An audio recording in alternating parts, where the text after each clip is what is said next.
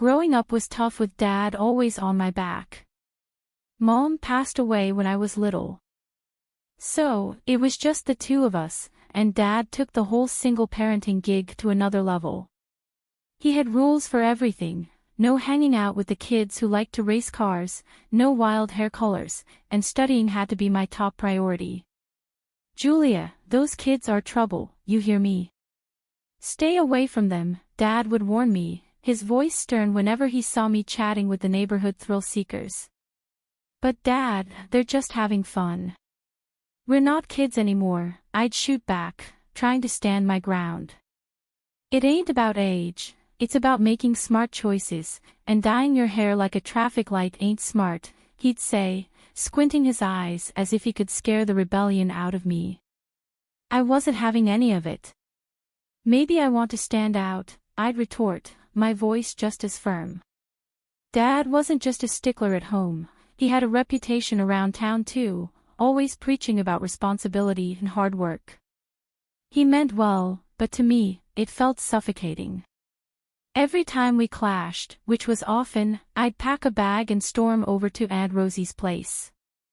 She was Dad's younger sister, lived a few blocks away, and was the exact opposite of him, easygoing and always with a smile. "Aunt Rosie, why can't he just chill out? It's like he's stuck in some ancient times," I'd complain as soon as I dropped onto her couch. She'd chuckle, handing me a soda before sitting down next to me. "Julia, your dad's just scared. He lost your mom, and he's afraid of losing you too. He sees the world in black and white. But that's just it. I'm not him. I need some color in my life, you know," I'd say, popping the can open. Rosie would nod, her expression softening. "He does go overboard, but he's not wrong about everything. Give it time, you'll see some of his points," Aunt Rosie would say, always trying to bridge the gap between Dad and me. But back then, I couldn't see it. All I knew was that I wanted out. So, as soon as high school was over, I grabbed my chance. Thanks to my grades, I landed a scholarship and went off to college, leaving my hometown and Dad behind. College was freedom. For the first time, I made my own decisions without anyone looming over me. I dyed my hair purple, stayed out late, and yes, even got involved with a group that loved street racing. But I kept my head in the books. I wasn't about to waste the scholarship or the opportunities one had fought so hard for. After 4 years of hard work and a fair share of fun, I graduated with a degree in accounting and a job offer from a respected firm in the city. My boss, Mr. Thompson, was a tough guy but fair, much like Dad and his expectations but without the personal judgment. When I met Peter, it felt like hitting the jackpot. It was at a casual hangout with some friends from work. He was there with a buddy who knew one of my colleagues. Peter had that easy charm, a quick smile, and an infectious laugh that pulled you right in. We got talking, and it turned out we had a ton in common, both mad about classic rock, both foodies, and both into old movies. "Ever seen Casablanca?" he asked, eyes lighting up as he took a sip of his beer. "Are you kidding? Here's looking at you, kid," is my go-to toast, I laughed, thrilled to meet someone who shared my passions. We hit it off immediately, and before long, we were inseparable. Dating Peter was a whirlwind of dinner dates, movie nights, and lazy weekends just lounging around. 6 months later, we were married. It felt right, like everything was falling into place. The first year was bliss. We talked about everything, made decisions together, shared our dreams, and our bank accounts. I felt like I finally had the partnership I craved, equal, open, just perfect. But then, things started to change. It began subtly. One night, as I was getting ready to meet some friends for drinks after work, Peter frowned. "You're going out again. You know, you've been kind of busy lately," he said, his tone more accusing than curious. "Just catching up with the gang." "It's been ages," I replied, trying to keep the mood light. Yeah, but maybe you should chill on the outings. We could use some us time, he insisted, not really asking but telling. I paused, a bit thrown off. Sure, we can plan something for the weekend. It didn't stop there. Peter's suggestions became rules. He started expressing his concerns about the time I spent with my friends and even my workmates. Then came the big ask. One evening, Peter was going through our finances, a spreadsheet open on his laptop, his brow furrowed in concentration. Babe, I've been thinking, he started, not looking up from the screen. It would make more sense if I managed our finances. Just hand over your account details. I hesitated, surprised. What? Why? I've been handling my finances since forever.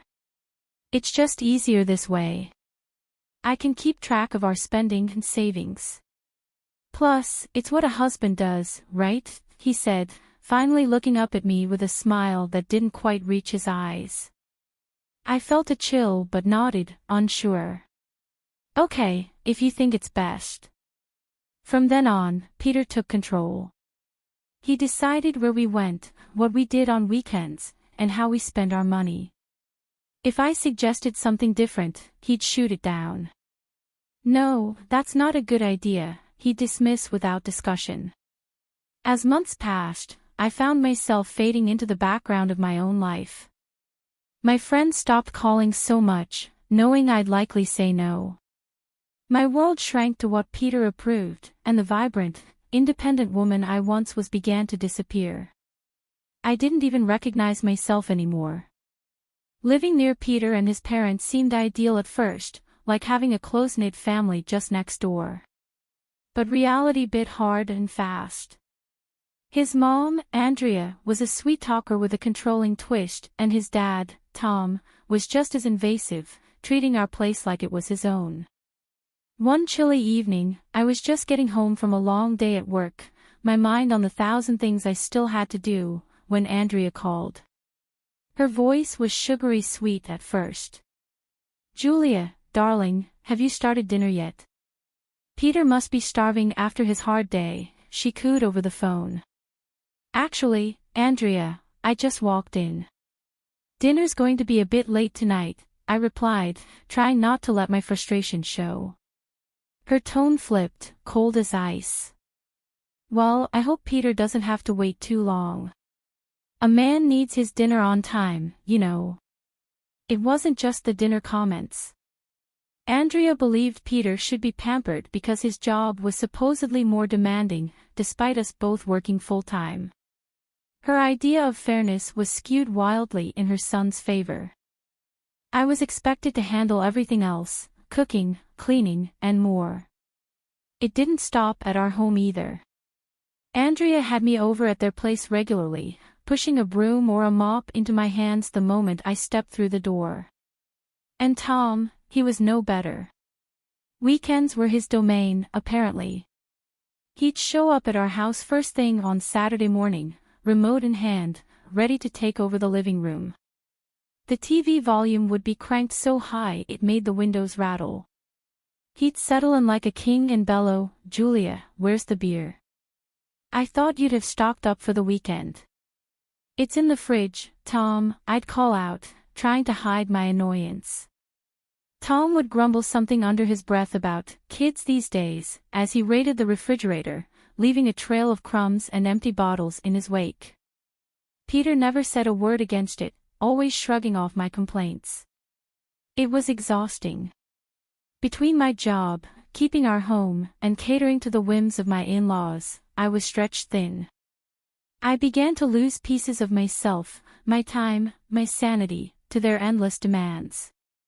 Things at work took a sharp turn when my company decided to absorb a smaller firm. The accounting department there was a mess, a tangled web of inaccuracies and outdated systems. It fell on me to sort it all out, which meant long hours and even more stress. Coming home late became the norm rather than the exception. One particularly grueling evening, I got home to find Peter lounging on the sofa, flipping through channels. The dinner table was untouched and empty. "Where's dinner?" "You know I get hungry after work," he complained without even looking my way. I dropped my bag, my patience worn thin. "Peter, you know what's been going on at work. You were here first. Why couldn't you have made something?" He laughed, a harsh, mocking sound that filled the room. "Me cook dinner. That's women's work, Julia. I'm not about to start playing house husband." I felt a surge of anger. "We agreed before we got married there'd be no men's or women's jobs. We're supposed to be in this together," I shot back, my voice rising. Peter's face darkened, and he stood up abruptly. "I don't have time for this nonsense," he snapped, grabbing his keys off the counter. "Where are you going?" I demanded, but he was already heading for the door. "Out, away from this," he threw over his shoulder, and then he was gone. He disappeared for days. No calls, no texts, just silence. I was left alone, wrestling with my escalating workload and the crumbling facade of my marriage. When he finally came back, he acted as if nothing had happened, ignoring the strain and tension between us. Around that time, I received some good news at work. My efforts hadn't gone unnoticed, and I was promoted with a significant salary increase. I was over the moon until I shared it with Peter. "That's great, babe," he said, a too quick smile flashing across his face. "Guess what? I'll quit in a week. No point in working now that you're making enough for both of us." I stared at him, stunned. "What?" "Peter, we need to discuss this together." He shrugged, completely unconcerned. "You're making plenty. I can finally relax a bit." The next day, he handed in his resignation without another word. I went to work early, the weight of my thoughts heavier than ever. I stayed late again, my mind buzzing with figures and files, but also with a growing resolve. When I finally got home, Peter was waiting, his expression sour. "You're late again. Where's dinner?" He started in immediately. I took a deep breath, my decision clear in my mind. "Peter, we need to talk. This isn't working. I can't be the only one trying here." He scoffed, crossing his arms. "So, what are you saying? You want a medal for working hard? Come off it, Julia." "No, I want a partner. Someone who stands with me, not on me," I said, my voice steady despite the storm inside. Peter looked at me, really looked, and for a moment, I thought I saw a flicker of understanding. But then it was gone, replaced by the stubborn set of his jaw. "If you can't handle this, maybe you shouldn't have taken that promotion," he retorted coldly. Then he grabbed his jacket and slammed the door behind him. 9 months had slipped by, months where I found myself trapped in a life I never envisioned. Peter never went back to work. Instead, he filled his days meeting with friends and often stumbled home late, reeking of booze.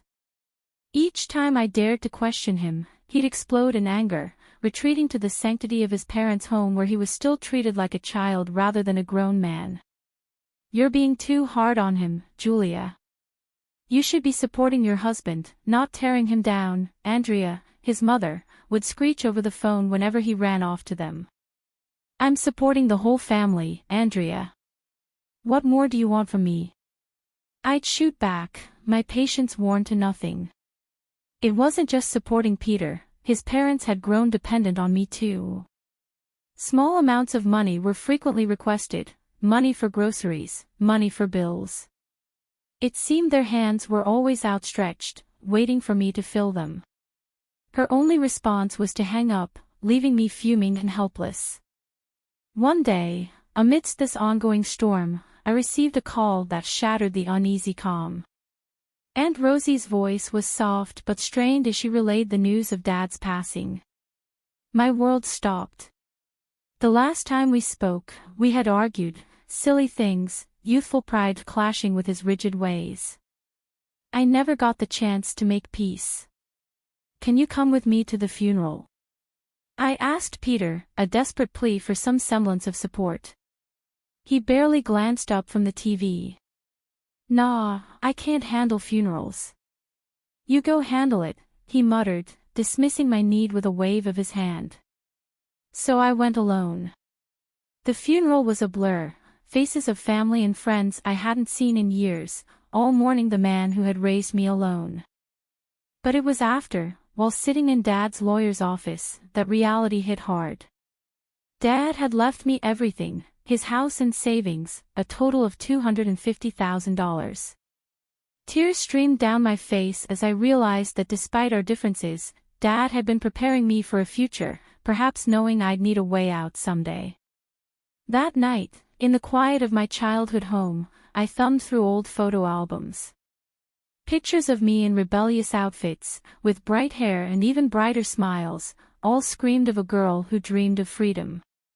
I had traded those dreams for security, only to end up more caged than ever. As dawn broke, clarity came with it. It was time for a change, a big one.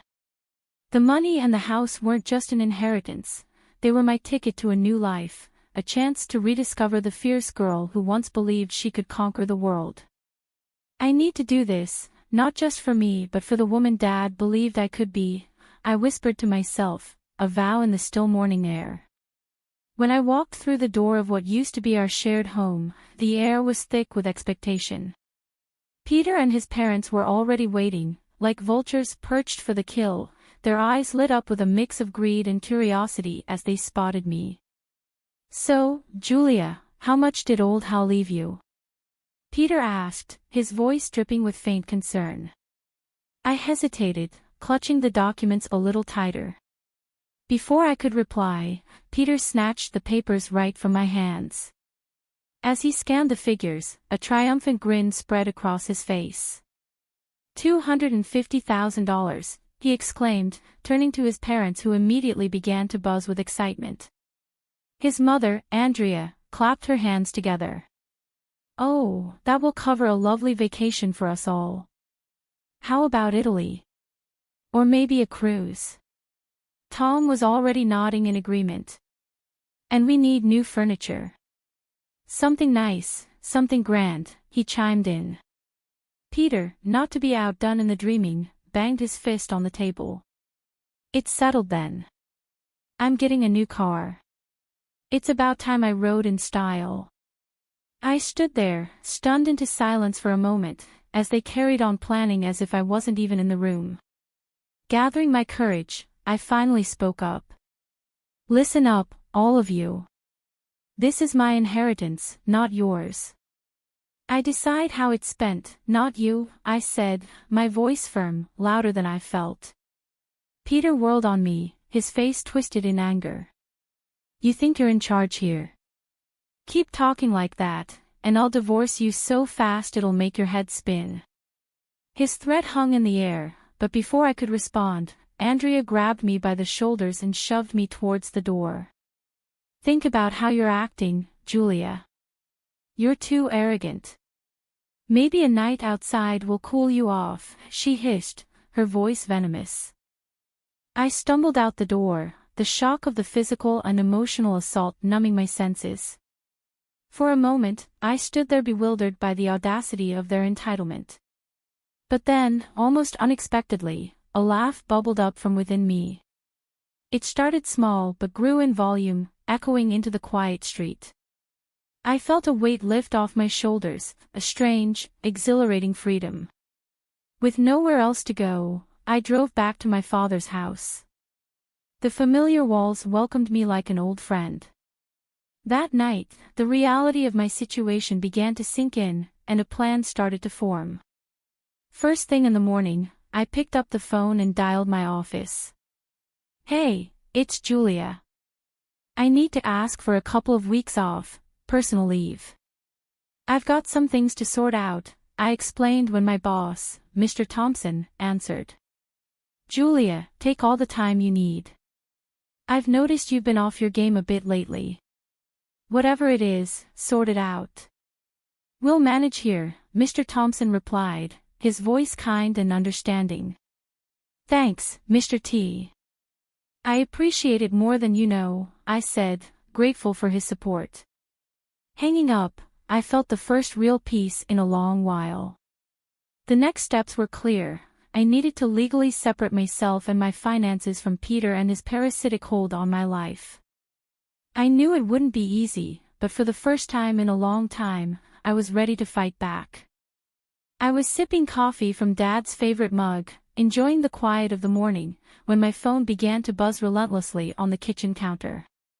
At first, I ignored it, savoring the peace and the slight amusement at the thought that Peter and his parents were probably scheming about my inheritance. But the phone wouldn't stop. It was like it had a life of its own. Finally, I picked up, bracing myself for the onslaught. "What is it, Peter?" I snapped, not in the mood for niceties. "Julia, you need to give us access to the money. I can't get into the account." His voice was a mix of frustration and panic.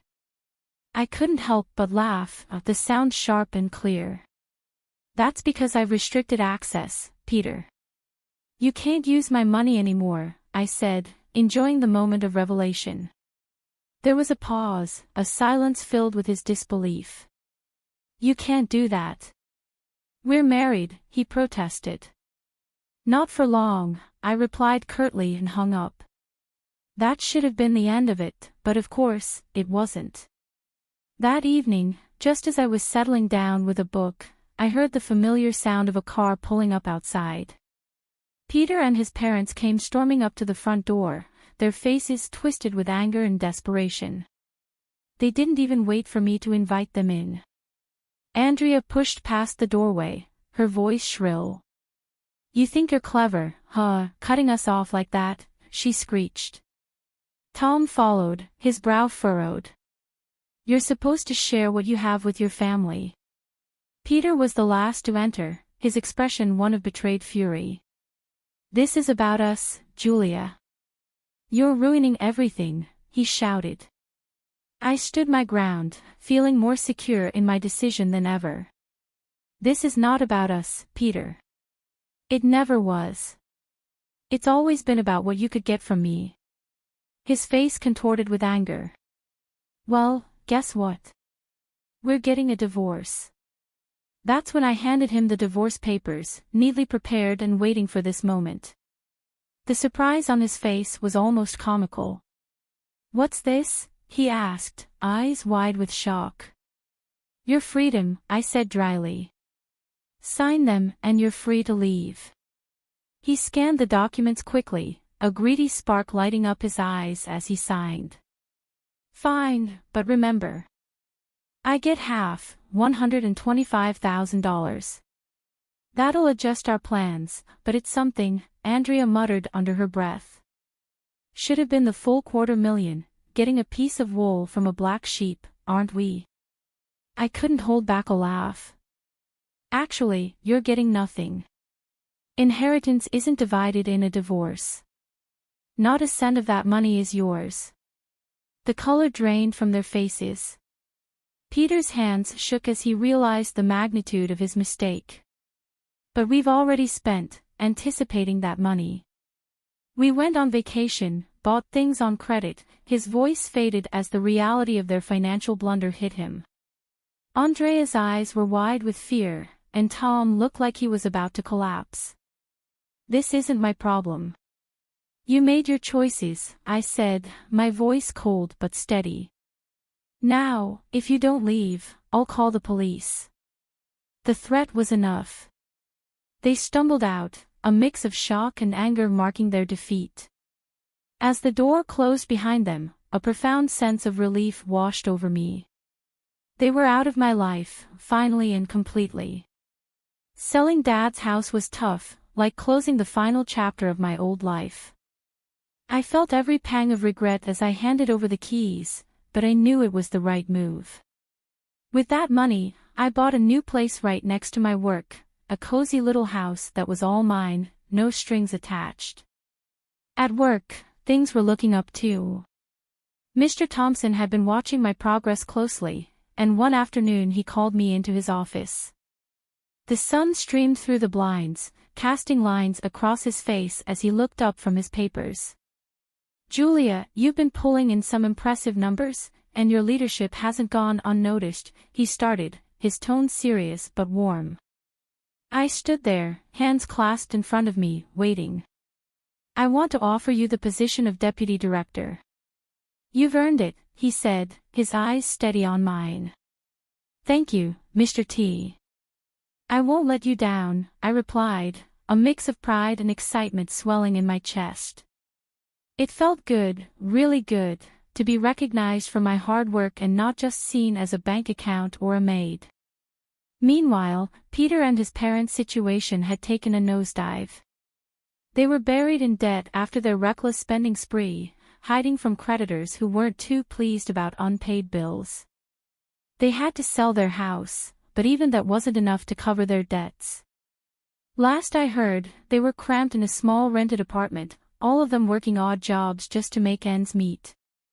One evening, my phone rang, and Peter's name flashed on the screen. Curiosity got the better of me, and I answered. "Julia, listen. I've been thinking a lot," he started, his voice shaky. "I made a mistake, a big one. I want to make things right, maybe start over." I couldn't help but laugh, not a joyful laugh, but one tinged with disbelief. "Start over, Peter. Do you even hear yourself?" "I know it sounds crazy, but I've changed, Julia," he insisted, desperation clear in his voice. "Changed? Peter, you only call when you're out of money or options. You don't need a restart, you need a reality check," I shot back. My patience then, and with that, I hung up. I realized then that I was truly free, not just from Peter, but from the hold his family had on me, from the life I was forced into. Now, I really understand what Dad tried to teach me all those years. He knew the value of standing on your own, of making tough decisions for the sake of your future. I only wish I could tell him he was right, share a moment of reconciliation.